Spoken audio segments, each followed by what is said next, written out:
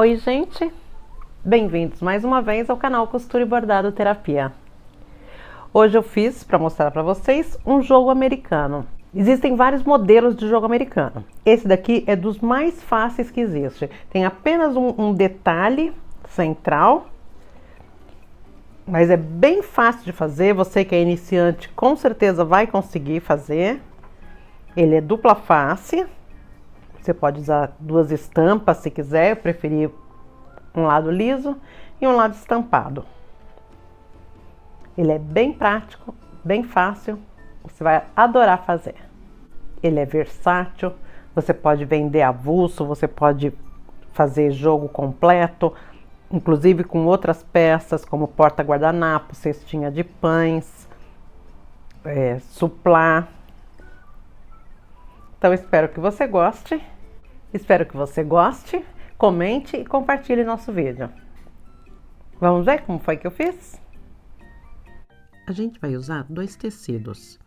Pode ser tricoline, pode ser sarja, tecidos tipo decoração. Eu tô usando jacar e gorgurão. Um estampado e um liso. E tô usando uma manta acrílica de gramatura 100. Com 1 metro de tecido, você faz 8 peças. Para cada uma das peças, a gente vai cortar tanto no tecido principal, quanto no forro e na manta, o tamanho de 32 por 47. E a gente vai montar tecido principal e forro, lado direito com lado direito e depois a manta. Aí a gente vai alfinetar. Você pode alfinetar com alfinete de segurança, de alfinete comum, de presilha para patchwork. De alguma forma, você prende as 3 camadas.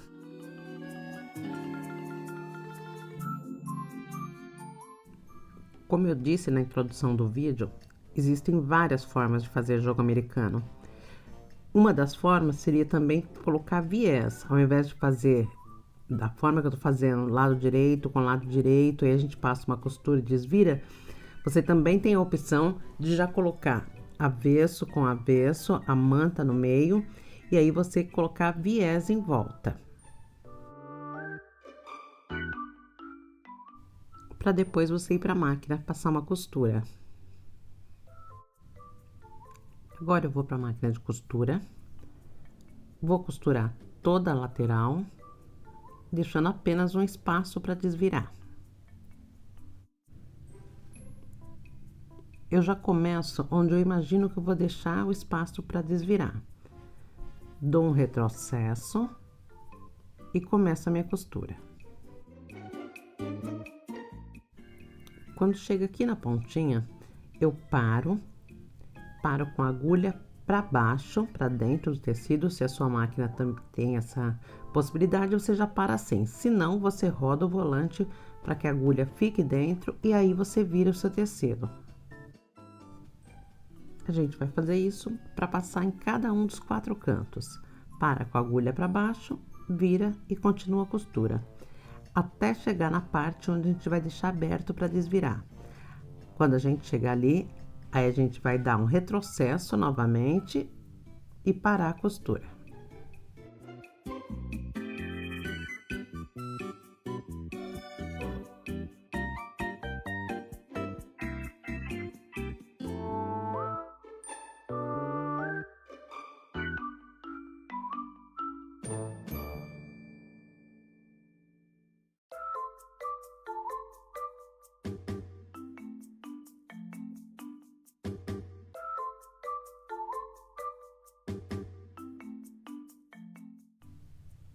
Agora a gente tira os alfinetes e a gente vai refilar, cortar o excesso de margem em toda a volta. Eu vou usar a tesoura de picotar, porque tanto o gorgurão quanto o jacar, eles desfiam bastante. Então, a tesoura de picotar me ajuda um pouquinho nessa hora. E eu aproveito e tiro o excesso de manta também. Eu recorto a margem em volta de toda a minha peça, menos no local onde eu deixei a abertura. Naquele pedacinho eu deixo sobrando para depois eu virar para poder costurar. Se você cortar muito rente, vai te fazer falta aquela margem na abertura. Pode recortar com tesoura normal, com cortador circular. Só precisa deixar o mínimo de margem, mais ou menos meio centímetro de margem.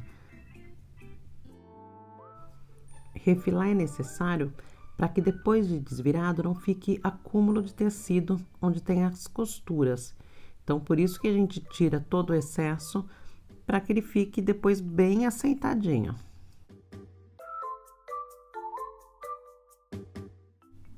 Aqui eu tô terminando e no local da abertura eu corto apenas o excesso de manta. Agora eu desviro a minha peça e com a ajuda de uma caneta ou um hashi, eu vou empurrar os cantinhos. É importante que ela fique com os cantinhos bem retinhos. Enquanto eu desviro, eu vou aproveitar para falar dessa estampa linda, que eu procurei bastante, foi escolha da minha amiga. E procurei bastante costela de Adão, que tá bem na moda, né? Depois de desvirar, eu vou colocar para dentro a margem de costura na parte onde a gente deixou aberta para desvirar e vou prender. Pode ser com alfinete, com presilhas, mas vou prender e depois eu vou passar. Na hora de passar, observe o teu tipo de tecido. Se você estiver usando tecido 100% algodão, tricoline ou qualquer outro, você pode usar ferro na temperatura bem alta. O meu tecido não é 100% algodão, então eu estou usando uma temperatura um pouquinho mais quente do que para tecido sintético. Mas ele dá um efeito bem bonito quando passa, assenta bem tanto a manta quanto os tecidos. Viro minha peça, passo do outro lado também, para que fique tudo muito retinho antes da gente passar também a costura decorativa. Agora a gente vai voltar para a máquina, vai passar um pesponto em volta de toda a peça e esse pesponto é que vai fechar a abertura que a gente deixou para desvirar. Importante observar que você precisa da linha na cor do tecido de cima e a linha da bobina na cor do tecido de baixo, que agora as duas costuras vão aparecer bastante. Para fazer o pesponto, vou fazer a mesma coisa que a gente fez na hora de costurar.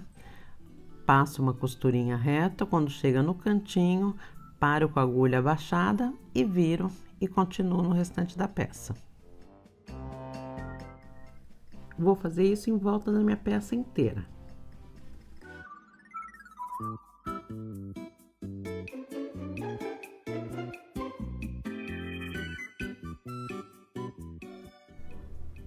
Agora eu vou fazer uma costura decorativa. Essa costura vai servir para prender manta, forro e topo, porque do jeito que a gente fez, ele ainda tá tudo muito solto lá dentro. E essa costura decorativa que eu vou fazer é apenas uma moldura. Eu vou marcar 5 centímetros de cada lado e assim eu vou traçar uma moldura central. Para essa moldura que é decorativa, eu vou usar linha para máquina de bordado, a linha Trilobal. Ela é mais brilhante, uma linha mais resistente. Ela vai dar um efeito mais bonito nessa decoração. Essa é uma costura que vai precisar ficar muito retinha.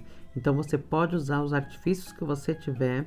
Eu vou dar aqui algumas sugestões. A primeira é riscar com uma caneta que apague com ferro.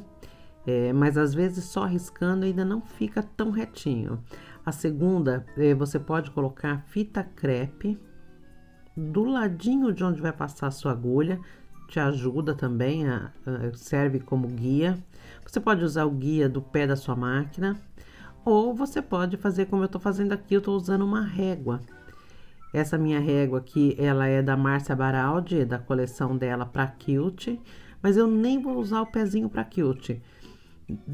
Como a régua não passa por baixo do pezinho, ela vai só me guiando na lateral e isso faz com que minha costura fique retíssima. Vai ficar muito bonita por causa da régua, vai ajudar bastante. Uma curiosidade minha, eu não sei se essa costura no centro, apenas uma moldura, se ela pode ser considerada um quilting. Se alguém que estiver assistindo souber, pode deixar aqui nos comentários para mim, me dizendo se ela pode ser considerada um quilting, mesmo sendo apenas um quadrado no centro do meu trabalho. Isso porque ela serve para prender forro, topo e manta. Na hora dos cantinhos eu faço como a gente fez na hora da costura e na hora do pesponto. Paro, viro e continuo com a régua. Como eu fiz a marcação, além da régua eu fiz a marcação. Então pode ver que às vezes eu chego no finalzinho, quando eu vou virar eu vejo que falta um ponto. E se faltar um ponto, pode ficar torta a minha costura. Então eu volto, finalizo aquele pontinho, vou até a minha marcação de caneta. E depois eu continuo usando a régua como guia para terminar. Vou deixar aqui um pouquinho a régua para vocês verem. Ela é uma régua em L, ela tem várias utilidades no quilting, dá para fazer vários designs com ela. Eu vou deixar para vocês o link aqui embaixo, se alguém se interessar, pode comprar essa ou outros modelos de régua com a Márcia Baraldi. E assim eu finalizei meu trabalho. Eu fiz um jogo com 6 peças. Agora eu só vou fazer a limpeza da peça, que é cortar toda a sobrinha de linha, tudo que tiver penduradinho, eu faço a limpeza dela e vou passar. E o meu ferro vai tirar as marcas da caneta também. Eu espero que você tenha gostado, espero que você se divirta muito assistindo os vídeos e se divirta mais ainda costurando. Obrigado mais uma vez pela companhia.